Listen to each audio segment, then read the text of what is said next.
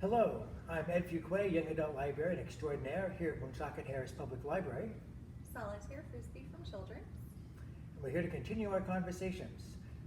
Fantasy, mythology, folklore, fairy tales are all kind of the theme of the summer reading program this year. So we've been doing a deep dive into all of that stuff. We've been talking about fairies and fairy lore for a couple of weeks now. And there's still so much more to cover with it though. I don't want to keep going on and on with this, but there's still certain aspects I want to discuss. Okay. Namely, the idea of magical folk permeates our culture. Even though we live in an extremely secular society, the old folk beliefs have never really faded away. Some people are actively trying to keep them going. Some people just feel a certain way about life or about nature, and that makes them in tune with the old ways that people did things. Basically, we have a magic that permeates everything, even though we don't normally think of it that way. Like, for instance, the Tooth Fairy. Right. I mean, she's clearly a fairy, it's right in her name, you know.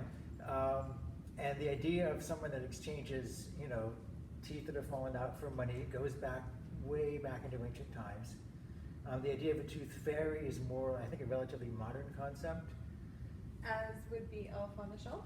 Yep, Elf on the Shelf is an idea playing on the old ways of looking at things. I'm not sure if anyone actually believes in the tooth fairy, technically. Well, I'd say the children do. Yes, because adults enjoy lying to children about things like this. Well, I plead the fifth. all right, no problem. But it's not just things like that. There's a lot more going on. For instance, I was Googling something the other day and I ran across the headline, the elf lobby blocks a road that is being constructed in Iceland. They're building a new road and they go through this territory that was considered sacred to the elves. And so a large coalition of citizens got together and petitioned for the road to change to a new course, which it eventually did after several years of court cases. Yeah. So when I say the old beliefs are still active, they're still actually really active. We discussed several different kinds of fairy creatures last time. One of the things I skipped over was trolls. Okay. Trolls are from Scandinavia. They're an ancient part of Scandinavian culture, but they've also been co-opted by modern popular entertainment. Mm-hmm. So the trolls of Scandinavian folklore have nothing to do with the current Trolls movies. They're not short and have weird, grotesque flat faces and terrible hair. They don't sing like Justin Timberlake. The original trolls were like big, ugly cannibals who would attack people and eat you. They were monsters, but they had a huge weakness, was that if sunlight hit them, they would change into stone. Everybody says the reason for this is that because of all the tectonic and the volcanic activity in their country, there's lots of weird rocks and boulders that are just like sitting in the middle of a field all over the country. Uh-huh. The people saw those and thought, well, those are trolls that are frozen in place by the sun. Now, this is a very old folk belief, which J.R.R. Tolkien called upon when he did The Hobbit. The Hobbit is written in more of a fairy tale style than the later Lord of the Rings. So when Bilbo has to deal with trolls, he winds up talking to them for so long, the sun rises and catches them, and they turn to stone. You would think monsters whose one weakness was the sun would be cautious about things like that. But oddly, the clever little trickster is always able to outwit the dangerous monsters when it comes to things like that. When he wrote Lord of the Rings, the monsters that we see in there are less folklory and more solid. You know, the orcs don't, you know, turn to stone when the sun hits them. The orcs sweat and bleed, and you know.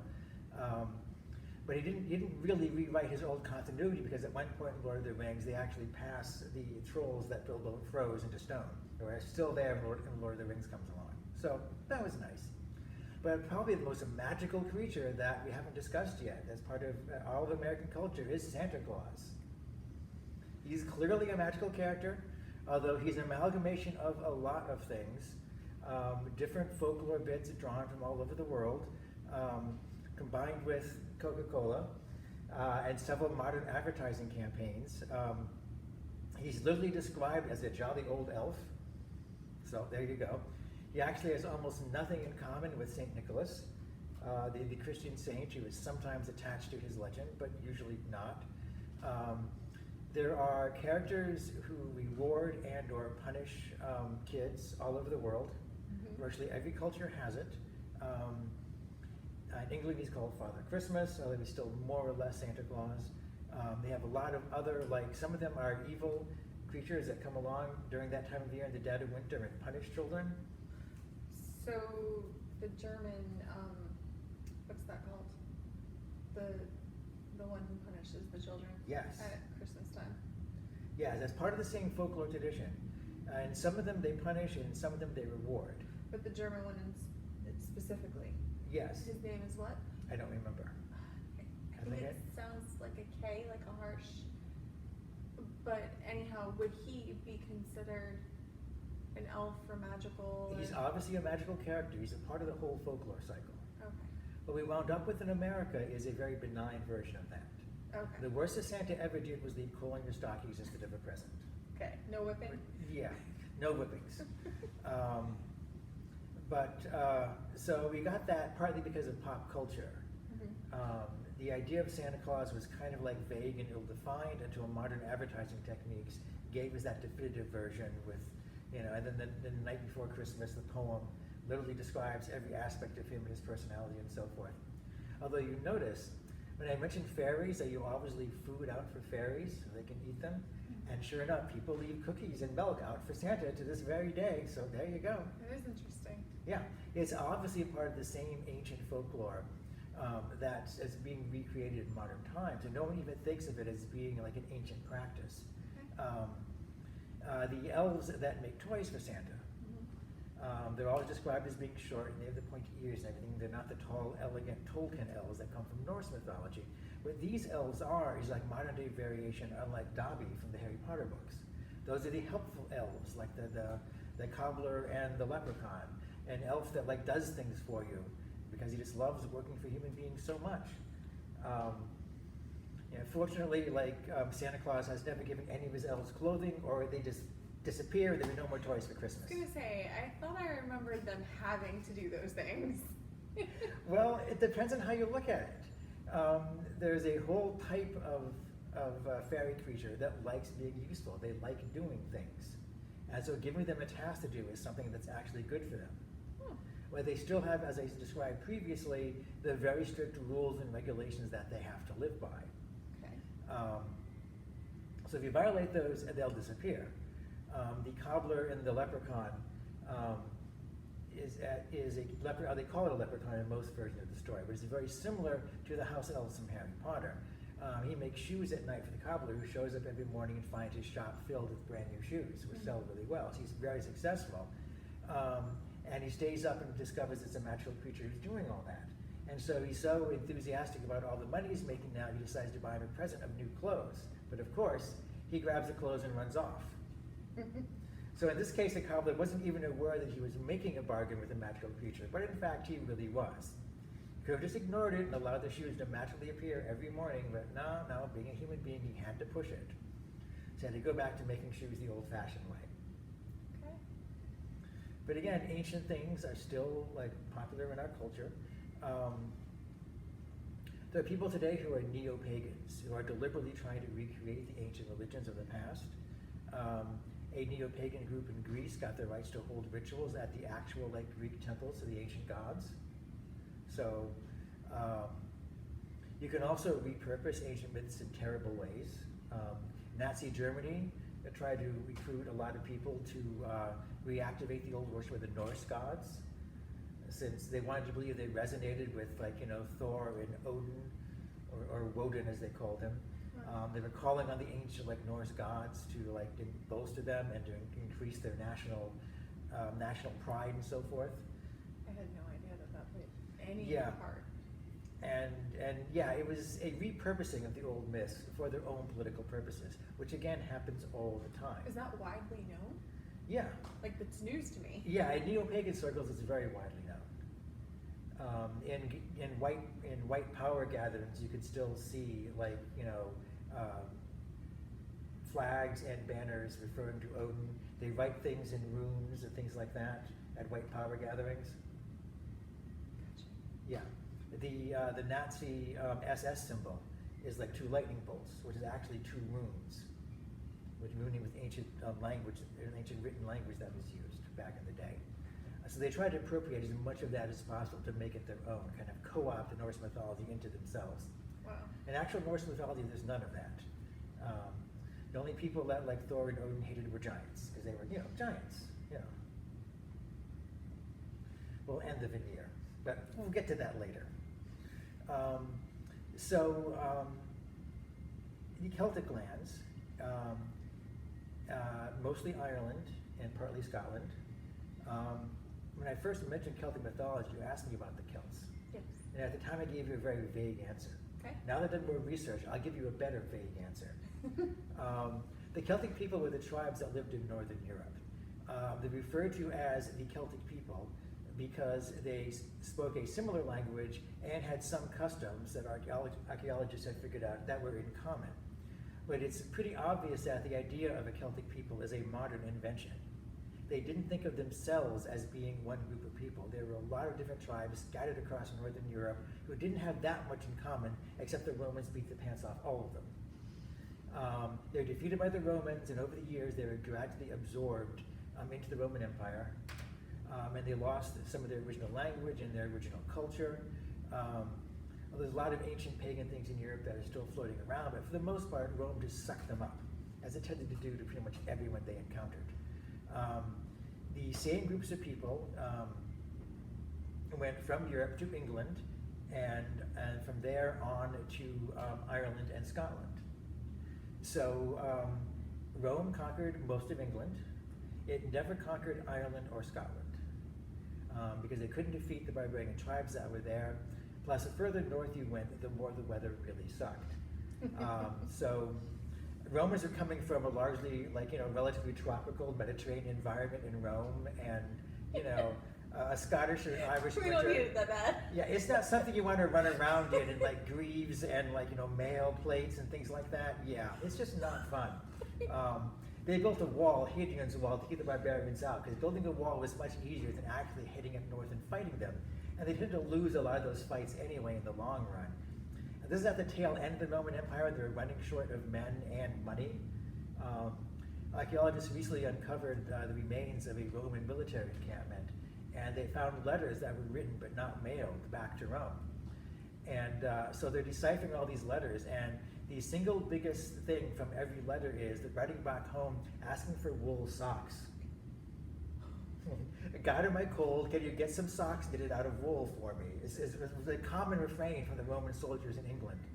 So, yeah. So, because of that, in Scotland and Ireland, you have some remains of the ancient traditions that were never squashed by the Romans. How many of those ancient traditions remain is kind of hard to say. Scotland and Ireland, as you know, are two very different countries. Technically, they're both Celtic countries, but if they were both settled by the similar people, it's hard to tell today. They're both very distinct, and they had distinct folklore that crosses over with a lot of the similar folklore, but it's very different. There's still a lot of the old folklore in England was left behind because the Romans didn't conquer all of England. So which speaks Gaelic? That would be Irish. Okay, so the Scottish speak what? Scots. They have their own language. Is it, they're entirely different? I think so, yes. I am not a linguist. I was studying the subject, and they said people outside of Ireland refer to their language as Gaelic. In Ireland, they call it Irish. Okay. Go figure. I don't know. Again, I'm not an expert on this, but I am a librarian. The ancient Celtic people, so far as we know, had 8 festivals a year. Okay. One on each of the equinoxes and solstices, and then they had festivals in between. Modern pagans and people who practice Wicca still practice these ceremonies, and other people do as well. And many of them have become a part of our culture and folklore, even though we're largely not aware of it. Santa Claus, for example, distributes presents at midwinter.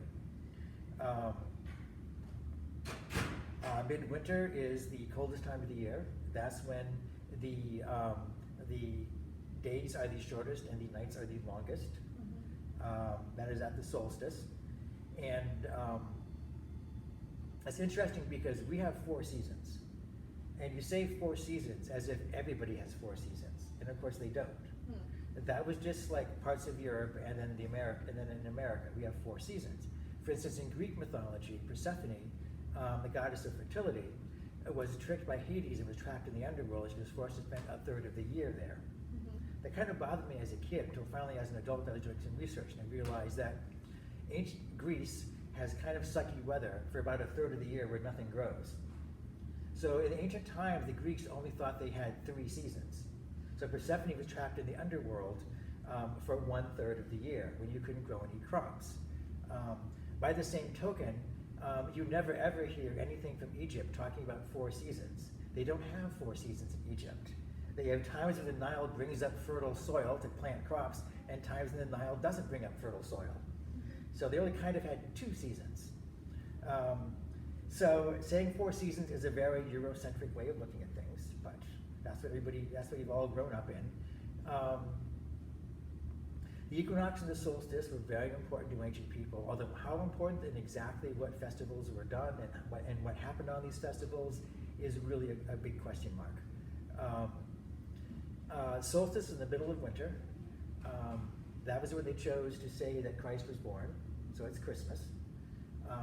There is no evidence in the New Testament that Christ was actually born in the winter. There's several bits of evidence that he was actually born later in the year. Yeah. But the middle of winter, when it's really freaking cold and the nights are incredibly long, is a very good time to cheer people up, light a few fires, hand out presents to the kids, make everybody happy, and remind them that eventually the winter will end and spring will come. Although if you're in New England, 4 seasons is more of a suggestion than a rule, really. So winter solstice got used for all that kind of things. There's probably been a festival or a holiday of some sort on the winter solstice going back as far as we have any kind of records. So midwinter is Yule, and then the spring equinox. Now the equinox, the world is in balance. Day and night are the same. So it's always a good time to celebrate. Plus, things are starting to grow again. The spring equinox, the festival of the Celtics, is called Astra. Astra bears a striking similarity to the word Easter, which is a celebration of when Christ was crucified. Luckily, Christ was both born on an important pagan holiday and died on an important pagan holiday. So festivals that were already taking place could then be used by the Christians. So, lucky break there. However, the spring equinox, the Astra celebrations, weren't the big ones. The big one came like a month later, because after spring equinox came Beltane. And Beltane was early in May. This is the May Day festival. This is why May was a huge celebration for ancient people. You crowned the May Queen. You danced around a May pole. All these ancient things that are really fertility rituals. Here, I thought it was because I was born in May. Well, that could be, May is a time of fertility, of new life, because by May, spring is in full gear. You see everything growing. There are flowers, there are leaves all over the trees. Edinburgh has a huge Beltane festival, a fire festival, which is just amazing from the photographs I've seen online. Like thousands of people show up and reenact a ritual. Since no one knows what they actually did at their things, they made up a new ritual for, which is still summer coming to claim, the world away from the hag of winter and so forth. You ever look up Edinburgh Fire Festival online? There's some amazing stuff. So past that, we have the summer solstice. It's also known as midsummer. The sun was at its height. It was as hot as it was going to be. It was a weird kind of surrealistic time. Shakespeare chose to set Midsummer Night's Dream in there. So that was a powerful time. However, moving after that, you had the autumn equinox. And that was when things started to shift again. After that, the nights started to go longer and the days started to go shorter. And ancient people didn't understand anything about the tilt of the Earth's axis or how we rotate around the sun, but they understood that the darkness was devouring the light. The world was literally growing darker and colder. And so after the autumn equinox came the festival known as Samhain. And that usually happened at the end of October and the 1st of November. By an amazing coincidence, that's when we have Halloween. It's also when they had the Day of the Dead in Mexico. And the reason why all those things take place is that that was the time when the veil between worlds was the thinnest. Cultures all across the earth have come to that conclusion because the night was growing stronger. And the world of the dead and the world of the living was coming closer to each other at that time. So this was the time that you left gifts for your ancestors. This was the time that you appeased them, because it was a time of year that things could cross over. But if you're dressed as a goblin or a ghoul and going door to door trick-or-treating, you see, then the monsters that cross through will think you're one of them and won't attack you. So, in terms of connecting with your ancestors, so the concept wasn't necessarily based in fear. Not necessarily. The Day of the Dead, although it's obsessed with skulls and things like that, isn't really a death festival per se. It's a way of honoring those that have come before you. Cool.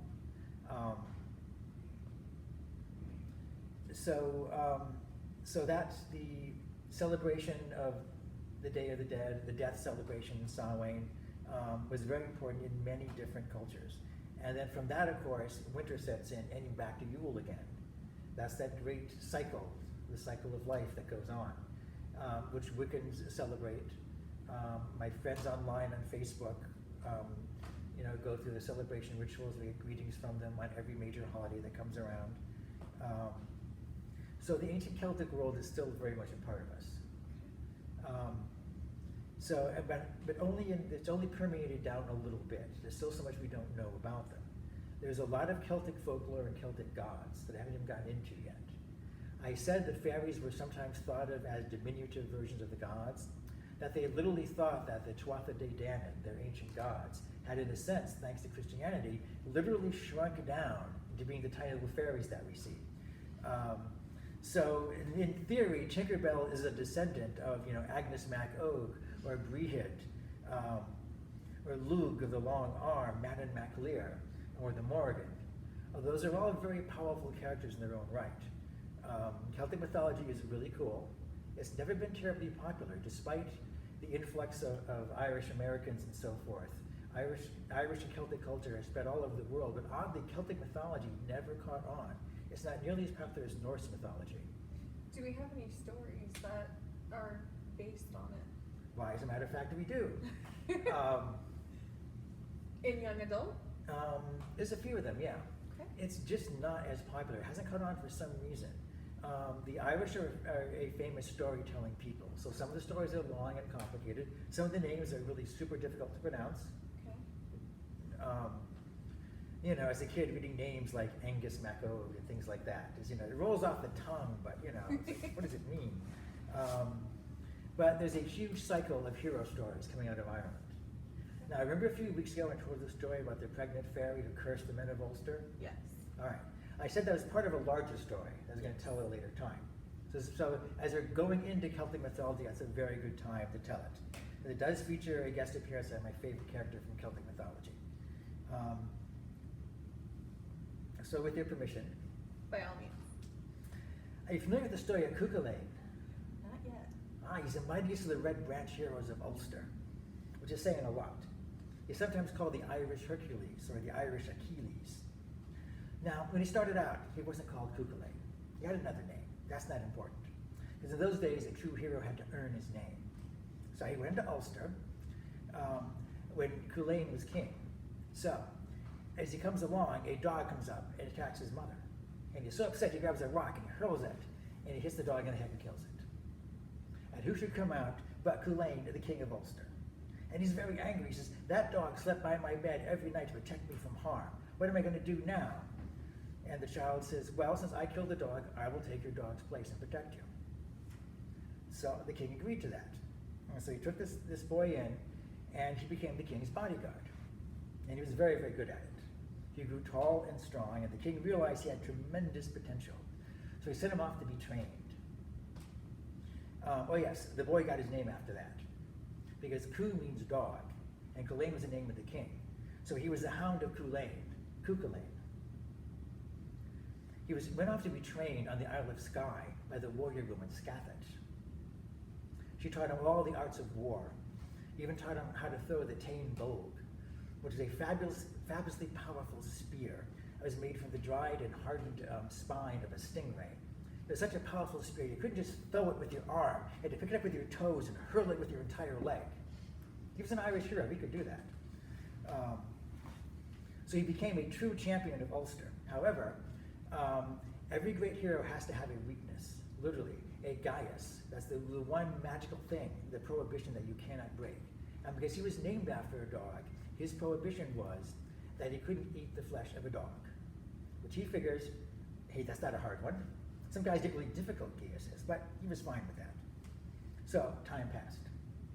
Now, meanwhile, far north of Ulster in Connacht, there's a beautiful queen named Maeve. She was as wicked as she was beautiful. She was very beautiful. Now, she was rich and powerful and was married to a rich and powerful king. And everything that he had, she also had, except for one thing. He had a fabulous cow that gave nothing but cream and had silver hooves. It was just beautiful. And there was nothing in all of Maeve's treasures that could match that.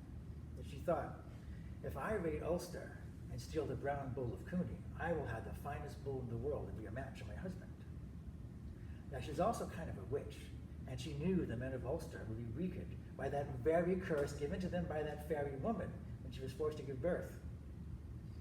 So she gathered her armies and she rode south to attack Ulster during that very time, and she knew they would be helpless. But if you remember, Cuchulainn was not born in Ulster. He was not an Ulster man. He wasn't there when the curse was placed. So he was the one warrior in all of the city who could defend the town. But what can one man do against an army led by such a powerful queen?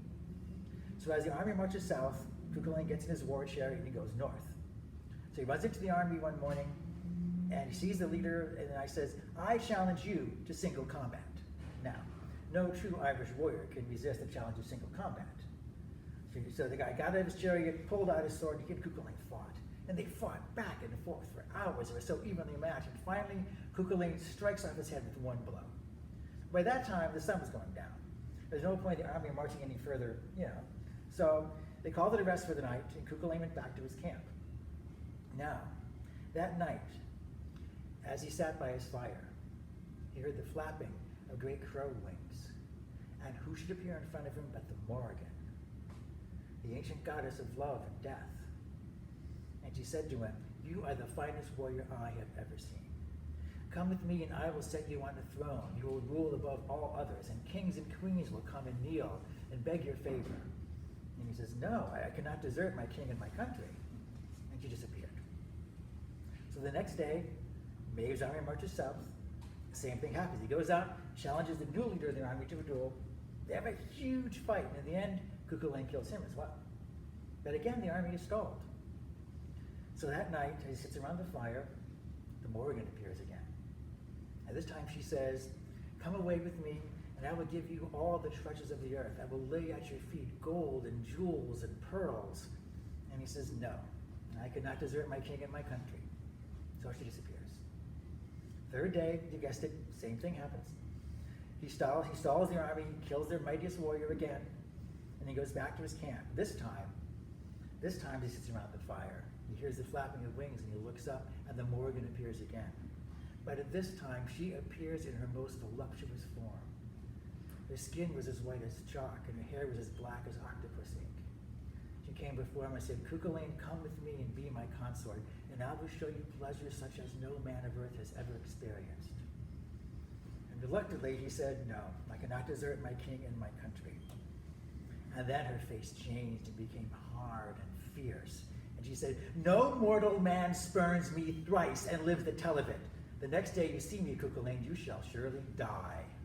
And she disappeared in a cloud of black feathers. So the next morning, Cuchulainn rides out again. He sees the army coming. As he rides into battle, he passes an old woman who has a cookpot by the road and offers him some stew. So he decides to fortify himself for the coming battle. But no sooner does he taste it than he realizes the stew is made from a dog. He had broken his Gaius, and all of his fabulous strength left him at once. But Maeve's army was still coming south. So he had his servant grab him and stand him up against one of those big standing stones like they have in Ireland. and tie his belt around the stone. And he used a stick to hold up his arm so to keep his sword in place. It looked like he's standing there ready to defend Ulster. So the soldiers came forward, getting closer and closer. They thought, well, he's killed our like 3 best men already. So the not so good men were like riding in a circle around, waiting to see what Cuchulainn was going to do next. And Maeve comes up, and of course Maeve sees Thor at once and says, "You idiots!" And she immediately spurs her horse forward, grabs a spear, and hurls it right through Cuchulainn into the stone. He's killed at once. But it is now the 4th day, the 3 days of the curse have passed. And as Maeve rides south, she sees the men of Ulster with their full armor and their swords glistening, who come riding out to meet her. And she was driven back and did not get away with the Bull of Cluny. But to this day, Cuchulainn's legend is still invoked by the people of Ireland. There's a great statue of the slain Cuchulainn up against the stone that was used to commemorate the people that died during the Irish Rising. And all school children in Ireland are taught the story of Cuchulainn to this very day.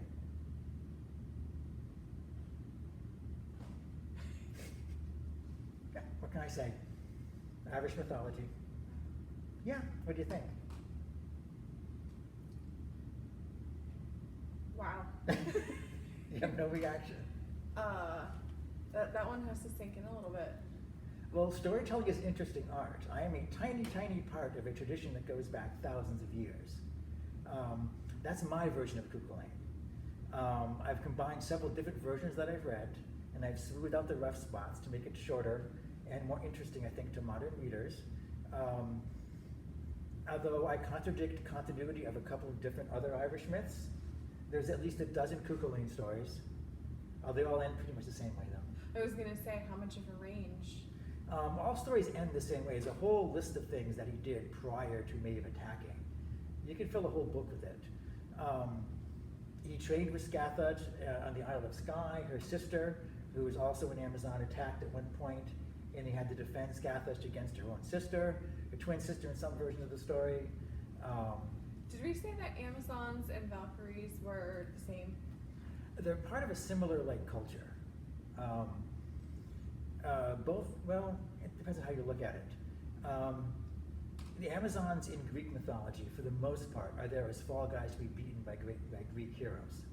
Amazons always lose every fight they're in Greek mythology. It's very, very sad. We'll get to that later when you cover more about Greek mythology. The Valkyries were different. Unlike the Greeks, the Norsemen actually had a tradition of warrior women who fought alongside the men.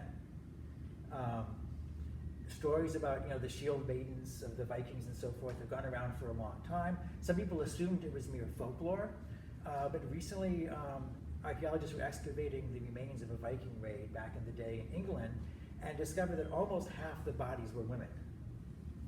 So apparently, at least in some battles, there was a sizable number of women fighting alongside the men. Right. How many, we don't exactly know. There's also a belief that the Amazons came from contact the Greeks had with actual cultures that had warrior women who were around what we today call Turkey. In the Anatolia region, archaeologists, when they're not being attacked by the Turkish government and driven away, have found graves of women that were buried with swords and armor, and in one case, a woman was buried with her horse, which indicates pretty clearly this is a warrior culture in which women fought. Yeah. You don't bury a woman with a sword for no reason in those days. Mm-hmm. So there may have been actual female warriors who actually fought Greek soldiers in that time period, but we just don't know. But the tradition of female warriors is also in the Celtic lands. Women aren't, in mythology, looked down upon, even though it's a very male-dominated culture. There's a lot of strong female figures, although they're mostly strong by magic and cunning rather than being strength in arms, although Scathach was the exception. Mm-hmm. Scathach was unique. She was the warrior woman. She also plays a big role in the immortal Nicholas Flamel series by Michael Scott. She's one of the major characters in that, which is where a lot of young people encountered her for the first time. So we will cover Celtic legends in even more exciting detail next time. Until then, I have been Ed. Solitaire. So take care of yourself and be safe until I see you again. Thank you.